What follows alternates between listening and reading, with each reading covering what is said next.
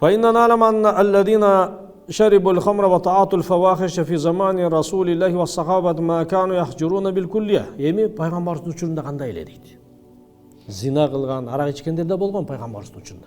Сүткөрлүк иш кылгандар да болгон, пайгамбардын учурунда.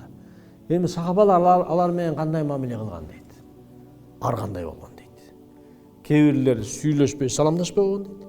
Кээ бирлери саламдашып эле мамилелешпей койгон дейт.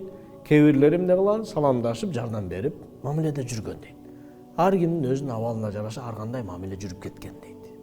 Мисалы, айылдан бирөө арак сатып атса, мисалы, молдоке Ринат эмне кылат? Ал киши менен саламдашпайт. Молдо да саламдаша берсе, аксакал да саламдаша берсе, ой кандайсың жакшы деп кучакташып атса, нормально турбай бар дейт да. Сата берейин арак.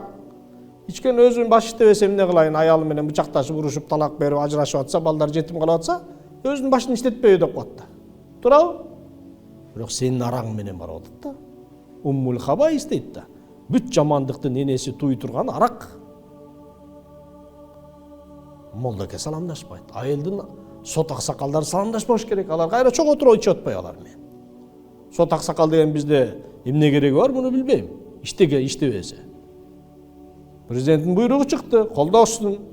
54-чү буйрук боюнча өлгөндө мал союлбасын десе, аксакалдар соттор өстөр кайра жеп отурат да. Каяктан токтомок эле буйрук. Каяктан буйрук иш жүзүн ачмак эле. Баягы эле молдоке менен Роуд экөө крайний болуп калды. Буйрук аткарылбады да. Буйрук аткарылыш керек болчу. Аны жоюп салыш керек андай органдан, иштебесе. Не кереги бар? Туурабы? Ушундай маселелер болуп атпайбы бизде. Жек көрүү деген жок. Муфти да фатваны чыгарды, президент да буйрук чыгарды. Эки тараптан тең чыкты.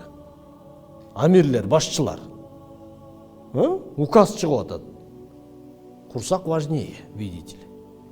Курсак менен чечип калган заманда биздики. Баарын жыйыштырып койгонбуз. Уят деген жок, жек көрүү деген жок, жаман көрүү деген жок, айыптоо деген жок. Баары эле жакшы, баары эле жакшы. Чөнтөгү барларды конокко чакырат, чөнтөгүндө жокторду конокко чакырбайт.